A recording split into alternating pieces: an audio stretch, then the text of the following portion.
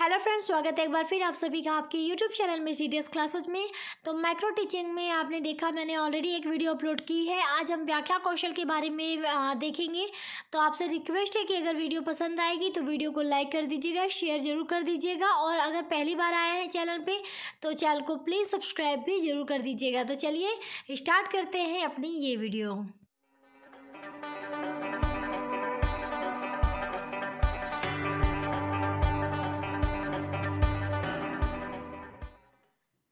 तो सबसे पहले जो है ये हमारा है व्याख्या कौशल। तो आप व्याख्या कौशल लिख दीजिएगा। उसके बाद विद्यालय का नाम, दिनांक, कक्षा, कालांश, विषय, प्रकरण, वर्ग और समय, ये सारी चीज़ें आपको लिखनी पड़ेंगी। आपके विद्यालय का जो भी नाम होगा वो लिखेंगे। ये नहीं कि जो मैंने लिखा है आप वही लिख दीजिएगा। दूसरे की फाइल है तो उन्होंने अपने विद्यालय का नाम लिखा है तो आप अपने विद्यालय का नाम लिखिएगा, ये वाला मत लिखिएगा, ठीक है। एग्जाम्पल के तौर पे बस यहाँ पे लिखा गया है कक्षा 8 है, कालांश जो भी आपका होगा फर्स्ट सेकेंड थर्ड जो भी, यानी फर्स्ट प्रथम द्वितीय, वैसे ही विषय विज्ञान है, प्रकरण हमारा जल प्रदूषण है, 6 मिनट का टाइमिंग होगा, जो भी आपका वर्ग होगा वो लिख दीजिएगा। फिर आता है पाठ प्रस्तावना कौशल के घटक। तो घटक क्या है देखिए वो हम यहाँ पे लिखेंगे।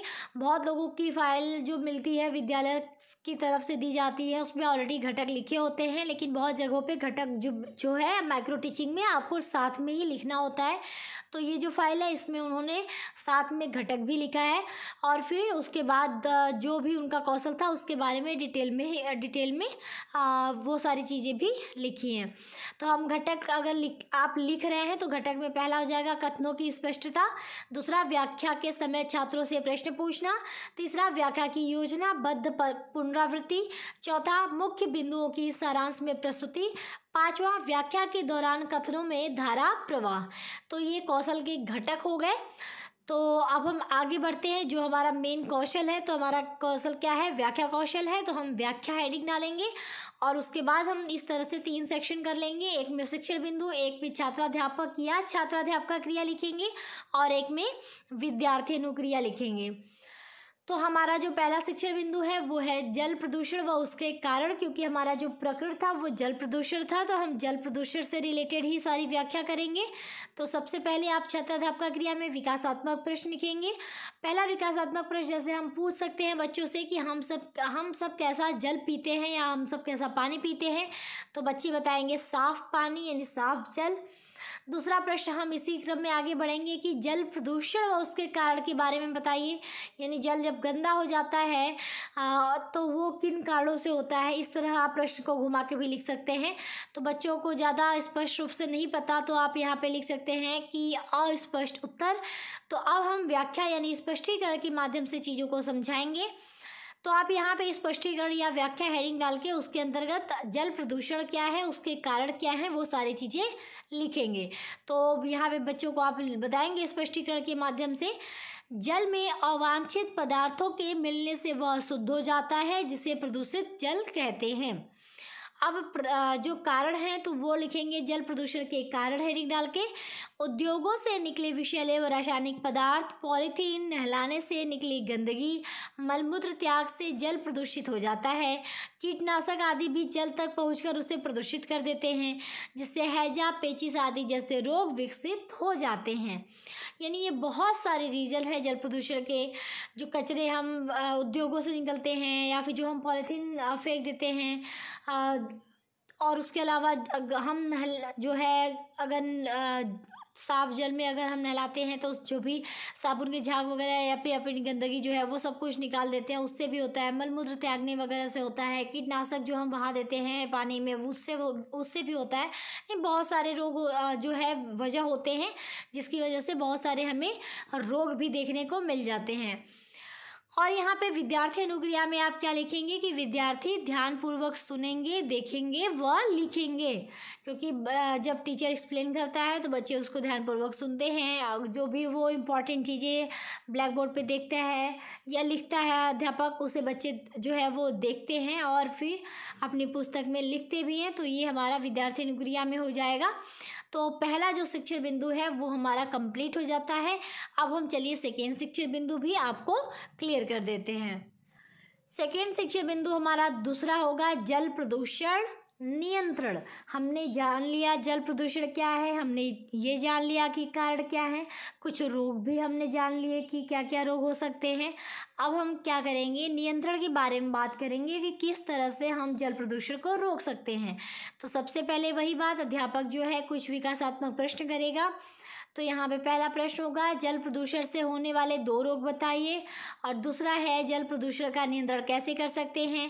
पहले प्रश्न के उत्तर में बच्चे बताएंगे हैजा पेचिश, जैसा कि उन्हें ऑलरेडी ऊपर बताया जा चुका है पहले शिक्षा बिंदु के अंतर्गत। फिर दूसरा प्रश्न का जवाब वो अच्छे से नहीं दे पा रहे हैं या फिर बहुत क्लियर नहीं दे पा रहे हैं, तो हम अस्पष्ट उत्तर लिख देंगे, यानी बताने की कोशिश तो बच्चे कर रहे हैं लेकिन वो बहुत एग्जैक्ट नहीं है, इसलिए हमने अस्पष्ट उत्तर यहाँ पे लिख दिया। अब हम व्याख्या के माध्यम से चीज़ों को क्लियर करेंगे कि क्या क्या हम कर सकते हैं उपाय रोकने के, इसको क्या क्या नियंत्रण कर सकते हैं। तो पहला हो जाएगा, हानिकारक अपशिष्ट पदार्थों को जल में ना मिलाएं, यानी जो भी गंदगी है, हानिकारक चीज़ें वो हम जल में ना मिलाएं, तो इससे भी जल प्रदूषण जो है वो रोका जा सकता है, कम किया जा सकता है। दूसरा है, जलाशयों में गंदगी करने, नहाने, कपड़े धोने आदि कामों को रोका जाना चाहिए, यानी जो भी जैसे नदी तालाब, नदियाँ हुई, समुद्र हुए, यानी बहुत बड़ी बड़ी नदियाँ हुई, जैसे पहले होता था मूर्ति विसर्जन के लिए लोग वहाँ जाते थे, नहाते थे, उस पर जो भी कचरे होते थे फेंक देते थे, कपड़े धोते थे वहीं पे, तो ये जो चीज़ें थी इससे गंदगी बढ़ती थी, तो ये सब काम जो है वो रोक दिया जाना चाहिए, इससे भी काफ़ी सपोर्ट मिलता है जल प्रदूषण को रोकने में। तीसरा है, नदी तालाबों में पशुओं को नहलाने तथा वाहन धोने से मना करना चाहिए। बहुत लोग ऐसा करते हैं, पहले भी आपने देखा होगा, बहुत पहले सब अपने जो पशु जो वो पालते हैं उसको जाके नदियों में नहलाते हैं, तो उससे भी गंदगी होती है। जाके अपनी गाड़ी वगैरह जो भी वाहन वगैरह जो होते हैं उसको भी धुलते हैं, तो उससे भी जो गंदगी निकलती है वो भी जाके जो है जलाशयों में मिल जाती है। तो ये अगर हम कम कर दें, रोक दें, तो इससे भी काफ़ी हेल्प मिलती है नियंत्रण में। तो यही चीज़ है। चौथा, पेयजल स्रोतों की नियमित अंतराल पर जांच व सफाई होनी चाहिए तथा रासायनिक उर्वरकों का प्रयोग कम करना चाहिए। जो भी रासायनिक उर्वरक है उसका हमें पहले तो प्रयोग कम करना चाहिए ताकि वो नदियों में ना मिले, वो जलाशयों में ना मिले। और जो पेयजल हैं, जो पीने योग्य जल हैं, उनकी क्या हो, नियमित अंतराल पे, यानी एक नियमित समय अंतराल पे जो है जांच करते रहना चाहिए कि साफ़ है कि नहीं, पीने योग्य है कि नहीं, कुछ जिसमें दिक्कत है कि नहीं, ये सारी चीज़ें जो है वो ध्यान देनी चाहिए। तो कुछ इत्यादि जो है इस तरह से हम नियंत्रण कर सकते हैं, लिख सकते हैं आप, इतना काफ़ी है। बाकी विद्यार्थी अनुक्रिया में आप लिख दीजिएगा कि विद्यार्थी ध्यानपूर्वक सुनेंगे। तो इस तरह से आप जो है अपना व्याख्या जो है वो पूरा कर सकते हैं। अब हम आगे बढ़ेंगे इसके कुछ बोधात्मक प्रश्न पे। तो पहला बोधात्मक प्रश्न जैसे हमने यहाँ पे कर दिया, जल प्रदूषण के 2 कारण बताइए, तो बच्चे बता सकते हैं कीटनाशक का प्रयोग। दूसरा, जल प्रदूषण से होने वाले किसी एक रोग का नाम बताइए, तो बच्चे बताएंगे पेचिश। तो इस तरह ये हमारा बोधात्मक प्रश्न हो गया जो हमने लास्ट में किया। तो इस तरह से आप अपना जो है व्याख्या कौशल जो है कंप्लीट कर सकते हैं। कैसी लगी वीडियो बताइएगा, पसंद आएगी तो वीडियो को लाइक करिएगा, शेयर करिएगा, सब्सक्राइब करिएगा, अगर नए हैं तो सपोर्ट करिए चैनल को। इस तरह से आपको बहुत यूजफुल वीडियो आने वाले टाइम में देखने को मिलती रहेंगी। मैं कोशिश कर रही हूँ कि मैं जो है वो जो भी आपके बीएड की क्लासेज हैं उसको सब्जेक्ट वाइज मैं शुरू करूँ सीरीज़, ताकि आपके एग्ज़ाम टाइम में आपको ज़्यादा प्रॉब्लम ना हो। तो जल्दी ही वो भी शुरू हो जाएगा, तो चैनल के साथ जुड़े रहिएगा। तो आज के लिए इतना ही, मिलती हूँ नेक्स्ट वीडियो में, तब तक के लिए टेक केयर, बाय बाय, जय हिंद।